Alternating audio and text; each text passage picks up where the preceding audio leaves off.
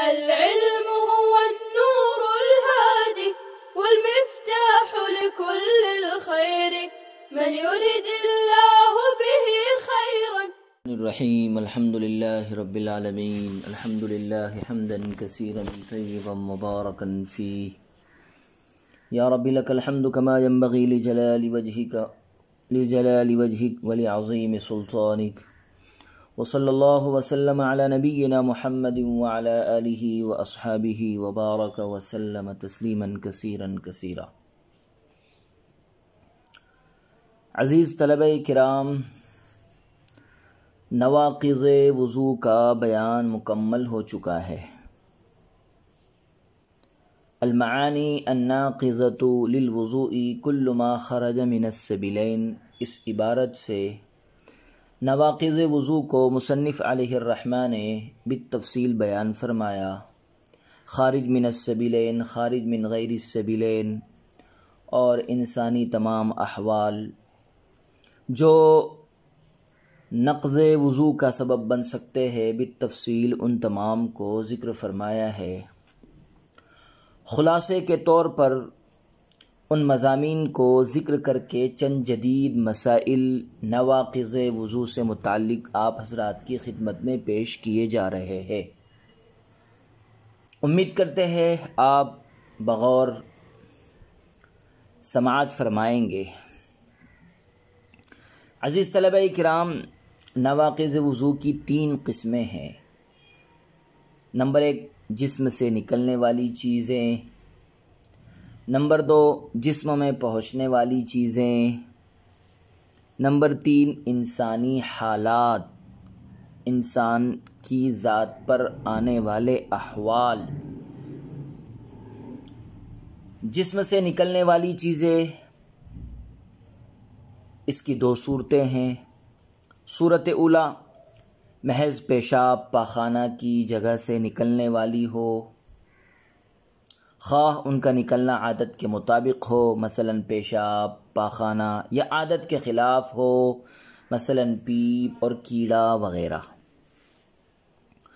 صورت ثانیہ، جسم کے کسی اور حصے سے نکلنے والی ہو، مثلا منہ اور زخم وغیرہ سے نکلنے والی ہو۔ قسم ثانی، جسم میں پہنچنے والی چیزیں۔ قسم اول، جسم سے نکلنے والی چیزیں۔ قسم ثانی، جسم میں پہنچنے والی چیزیں، مثلا حقنہ، یعنی پیشاب پاخانہ کے راستے سے دوا وغیرہ پہنچانا۔ قسم ثالث، انسانی حالات، احوال۔ اس کی 2 صورتیں ہیں، عادت کے طریقے سے ہو، مثلا سونا، یا عادت کے خلاف ہو، مثلا مغلوب العقل ہو جانا، جیسے بے ہوشی، پاگل پن وغیرہ۔ المعانی الناقضۃ للوضوء کل ما خرج من السبیلین، اس عبارت میں مصنف نے قسم اول کو بیان فرمایا ہے، یعنی سبیلین سے نکلنے والی اشیاء، خواہ معتاد ہو یا غیر معتاد، سب وضو کو توڑ دیتی ہے۔ اب اس پر جدید مسائل کی تفریح آپ حضرات کی خدمت میں پیش کی جائے گی۔ مسئلہ نمبر 1، انڈورس کاپی کا حکم وضو میں۔ انڈور کاپی ایک پتلی سی نلکی ہوتی ہے جس کو پیچھے کی راہ سے داخل کر کے اندرونی معائنہ کیا جاتا ہے۔ اس کے داخل کرنے سے وضو ٹوٹ جائے گا۔ سبیلین سے نکلنے والی شے کے ذریعے وضو ٹوٹ جاتا ہے، خواہ وہ معتاد طریقے سے نکلے یا غیر معتاد طریقے سے۔ نکلنے والی شے ناپاک ہو یا پاک، جیسا کہ کل ما خرج من السبیلین عبارت میں کلمہ ما کے عموم سے مفہوم ہو رہا ہے۔ نیز یہاں خروج سے محض ظہور مراد ہے، سیلان ضروری نہیں ہے، کیونکہ پیشاب پاخانہ کی جگہ محل ناپاکی نہیں ہے، اس لیے اس جگہ کھسک کر آ جانا ہی نقض وضو کے لیے کافی ہوگا، خواہ اس میں سیلان کی کیفیت نہ بھی ہو۔ چنانچہ اس تفصیل کی روشنی میں معلوم ہوا کہ جب انڈور کاپی کو پیچھے کے راستے سے داخل کر کے معائنہ کیا جائے گا اور پھر اس کو نکالا جائے گا تو ضرور کچھ ناپاکی اس پر چپک کر باہر آئے گی اور خروج شیء من السبیلین کا معنی پایا جائے گا، جو نقض وضو کی علت ہے۔ غیر سبیلین سے ناپاکی نکلنے کا حکم۔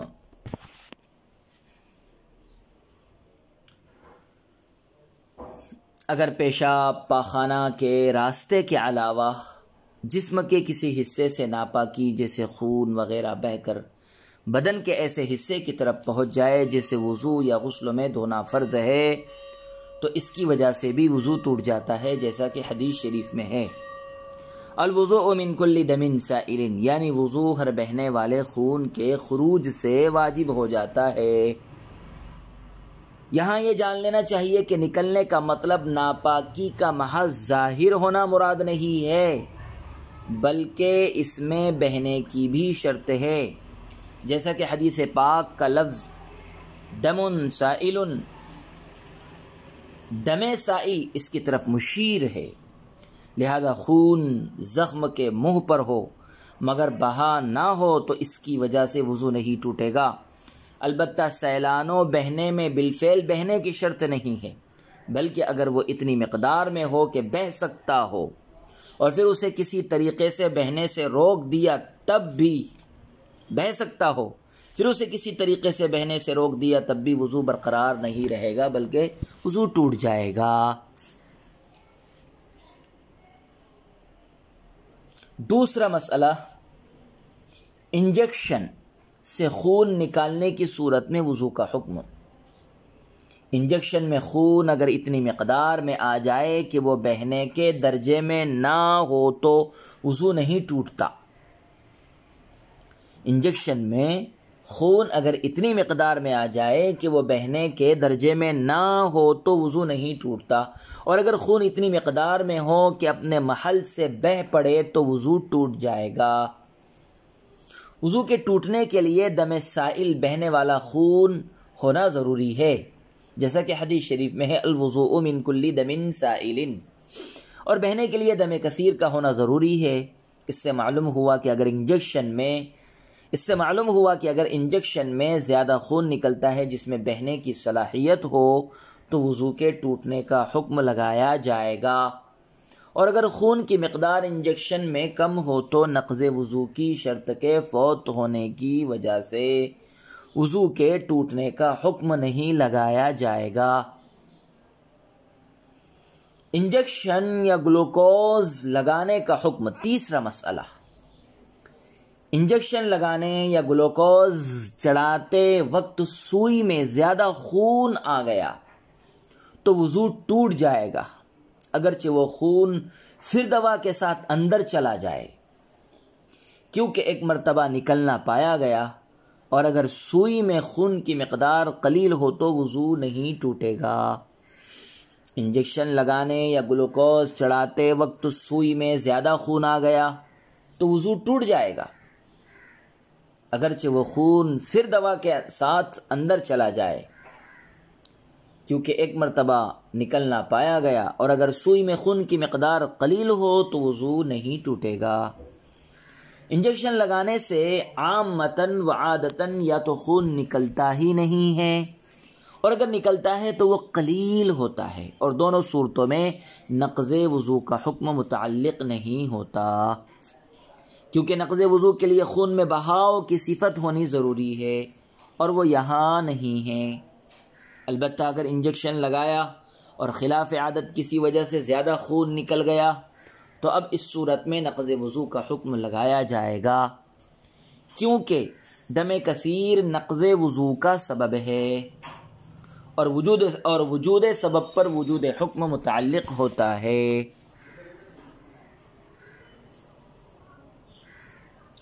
چوتھا مسئلہ، موتیا کے آپریشن کے دوران آنکھ کی پتلی میں نکلنے والے خون کا حکم۔ موتیا کے آپریشن کے دوران اگر آنکھ کی پتلی سے خون نکلا اور وہ اندر ہی اندر رہا، پلکوں تک یا آنکھ کے باہری گوشے تک نہیں آیا، تو وضو نہیں ٹوٹے گا۔ اور اگر یہ خون پتلی سے باہر آ گیا اور پلکوں میں لگ گیا یا آنکھ کے باہر کے گوشے میں لگ گیا تو وضو ٹوٹ جائے گا۔ عزیز طلباء کرام، بطور تمہید کے یہاں ایک بات سمجھ لی جائے، انسان کے اعضاء کی 3 قسمیں ہیں۔ من کل الوجوہ، نمبر 1، من کل الوجوہ، خارج بدن، جیسے ہاتھ، پاؤں، چہرہ وغیرہ، من کل الوجوہ خارج بدن ہے یہ۔ نمبر 2، من کل الوجوہ داخل بدن، جیسے گردہ، جگر، آنت وغیرہ، من کل الوجوہ یہ داخل بدن ہے۔ تیسری قسم، من وجہ داخل من وجہ خارج، جیسے منہ کا اندرونی حصہ، ناک کا اندرونی حصہ۔ ان اعضاء ثلاثہ میں سے دوسری قسم کا نہ تو وضو میں دھونا واجب ہے اور نہ غسل میں، من کل الوجوہ داخل بدن، جیسے گردہ، جگر، آنت، دل، پھیپھڑے وغیرہ، یہ دوسری قسم ہے من کل الوجوہ داخل بدن۔ وضو میں نہ وضو میں دھونا واجب ہے نہ غسل میں دھونا۔ اور پہلی قسم کا وضو اور غسل دونوں میں دھونا واجب ہے، من کل الوجوہ خارج بدن، اسے وضو میں بھی دھونا واجب ہے اور غسل میں بھی دھونا واجب ہے۔ تیسری قسم، من وجہ داخل من وجہ خارج، تیسری قسم کا دھونا صرف غسل میں واجب ہے، وضو میں نہیں، کیونکہ باب غسل میں صیغہ مبالغہ وارد ہے فطہروا، اور باب وضو میں صیغہ تجرید فاغسلوا مذکورہ بالا تفصیل کی روشنی میں جب ہم نے غور کیا تو معلوم ہوا کہ آنکھ کا اندرونی حصہ من کل الوجوہ داخل بدن ہے۔ آنکھ کا اندرونی حصہ من کل الوجوہ داخل بدن ہے، کیونکہ یہاں غسل بدن سے مراد بدن کا وہ ظاہر اور باطن حصہ مراد ہے جہاں پر پانی کا پہنچانا متعذر و دشوار نہ ہو۔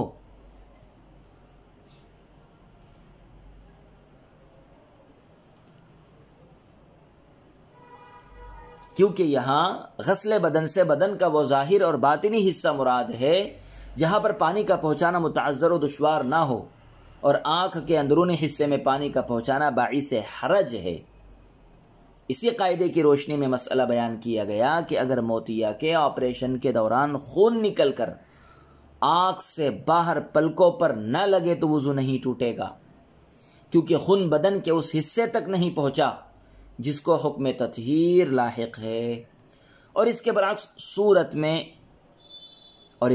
صورت میں اگر خون نکل کر پلکوں پر لگ گیا تو چونکہ پلکوں کا حکم ظاہر بدن کا ہے اور اس کے ساتھ حکم تطہیر لاحق ہوتی ہے، اس لیے وضو کے نقض کا حکم لگایا جائے گا۔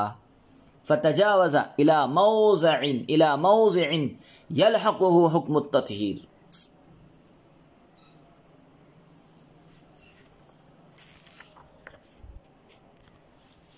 نقض وضو میں نیند کا حکم، والنوم مضطجعا او متکئا او مستندا الى شيء لو ازیل لسقط عنه۔ اس عبارت میں نواقض وضو حکمی کا بیان ہے، یعنی نواقض وضو میں سے یہ بھی ہے کہ کوئی شخص کروٹ پر سوئے یا تکیہ وغیرہ کا ٹیک لگا کر سوئے یا کسی ایسی شے کا سہارا لے کر سوئے کہ اگر وہ شے ہٹا دی جائے تو یہ شخص گر جائے، کیونکہ اس طرح سونے میں بدن کے جوڑ ڈھیلے ہو جاتے ہیں اور عادتاً کسی چیز کے نکلنے کا احتمال رہتا ہے، اور جو بات عادتاً ہو وہ یقینی سی ہوتی ہے۔ جدید مسئلے کی تفریح اس پر اس طرح ہو سکتی ہے: کرسی پر بیٹھ کر سونا نقض وضو کا سبب ہے یا نہیں؟ کرسیوں کی دو قسمیں ہیں، ایک تو وہ جس میں پشت کی جانب ٹیک لگانے کے لیے کوئی شے نہیں ہوتی ہے، پیچھے کی طرف ٹیک لگانے کے لیے کوئی شے نہیں ہوتی ہے، ان پر صرف بیٹھا جا سکتا ہے۔ اگر کوئی شخص ایسی کرسی پر بیٹھ کر سوتا ہے تو یہ نوم ناقض وضو نہیں ہے، اگرچہ سونے والا جھونکا مار رہا ہو۔ اور دوسری وہ کرسی جس میں پشت کی جانب ٹیک لگانے کے لیے آرام دہ سہارا ہوتا ہے، اگر کوئی شخص ایسی کرسی پر پیچھے کی طرف ٹیک لگا کر سو جائے تو اس کا وضو ٹوٹ جائے گا۔ یہاں ایک ضابطہ سمجھ لینا چاہیے، وہ یہ ہے کہ ہر ایسی نیند جس میں قوت ماسکہ خروج ریح کو قابو میں رکھنے والی صلاحیت، قوت ماسکہ خروج ریح کو قابو میں رکھنے والی صلاحیت، اسی کو کہا ہے مسکت الیقظتی، خروج ریح کو قابو میں رکھنے والی صلاحیت زائل ہو جائے، قوت ماسکہ زائل ہو جائے، اس سے وضو ٹوٹ جاتا ہے۔ اور جو نیند ایسی نہ ہو، یعنی جس میں قوت ماسکہ زائل نہ ہو، اس سے وضو نہیں ٹوٹتا۔ لہذا وہ کرسی جس کے پیچھے کی جانب ٹیک لگانے کے لیے کوئی آلہ نہیں ہوتا ہے، اس پر سونے سے وضو نہیں ٹوٹے گا، کیونکہ اس نوم میں قوت ماسکہ برقرار ہے۔ اور وہ کرسی جس کے پیچھے کی جانب آرام دہ سہارا ہوتا ہے، اس پر سونے والے کا وضو ٹوٹ جائے گا، کیونکہ اس نوم میں قوت ماسکہ زائل ہو گئی۔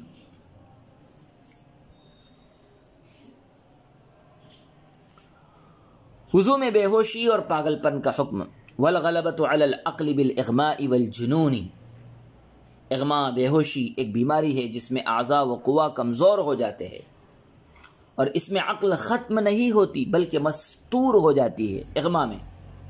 اس کے برعکس جنون و پاگل پن میں عقل زائل ہو جاتی ہے، اور یہ دونوں ہی ناقض وضو ہے، کیونکہ ان دونوں کا حکم اختیارات اور قدرت کے فوت ہونے میں نیند جیسا ہے، بلکہ اس سے بھی سخت ہے، کیونکہ سونے والا بیدار ہو کر ہوشیار ہو جاتا ہے، جبکہ مجنون اور مدہوش شخص میں ہوشیاری کا معنی ہے ہی نہیں۔ کیا شراب پینا ناقض وضو ہے؟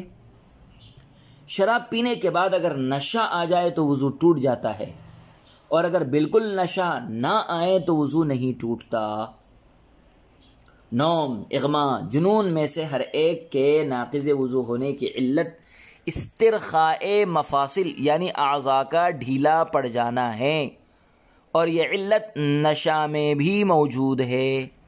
اسی وجہ سے فقط شراب کا پینا ناقض وضو نہیں ہے، بلکہ اس میں نشے کی بھی قید ہے، یعنی اگر شراب پینے سے نشہ آ جائے تو وضو ٹوٹ جائے گا، ورنہ نہیں ٹوٹے گا۔ وصلی اللہ وسلم علی نبینا محمد وعلی آلہ واصحابہ وبارک وسلم تسلیما کثیرا کثیرا۔ السلام عليكم، لا تنسوا الاعجاب بالفيديو والاشتراك في القناة تشجيعا لنا لنستمر بنشر المزيد إن شاء الله.